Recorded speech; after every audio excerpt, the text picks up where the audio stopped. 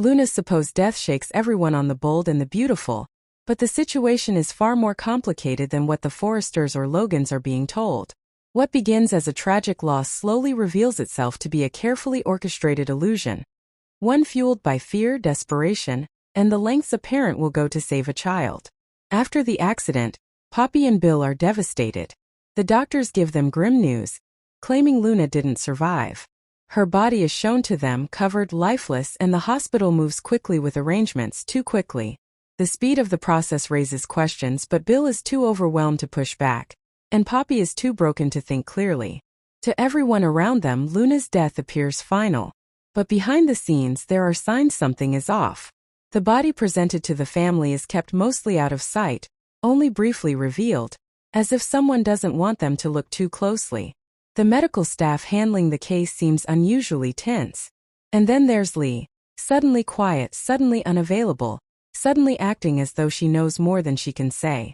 The truth is that Luna's body has been switched.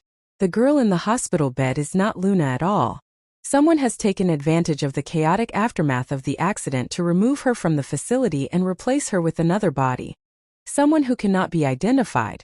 Someone who matches Luna's physical description just enough to pass under pressure.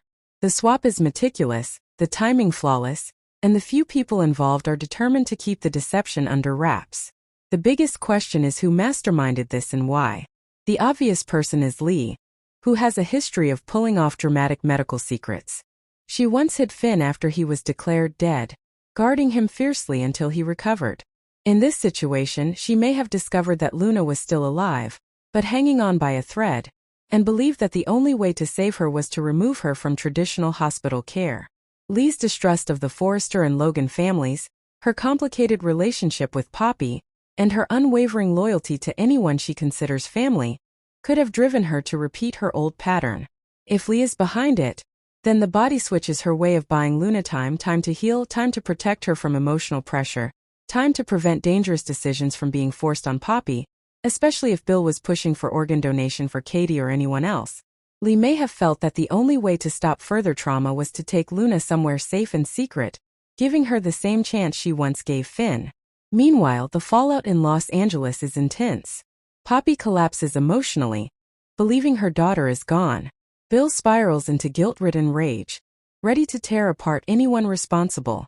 Katie, unaware of the depth of the medical cover-up, quietly grieves and keeps her distance, thinking the situation is too painful for everyone involved. The Forresters, particularly RJ, are destroyed by the news. RJ blames himself entirely, replaying every moment he wasn't there for Luna, convinced he failed her. As this pain spreads, the truth, Luna being alive, remains hidden, locked away by whoever orchestrated the switch.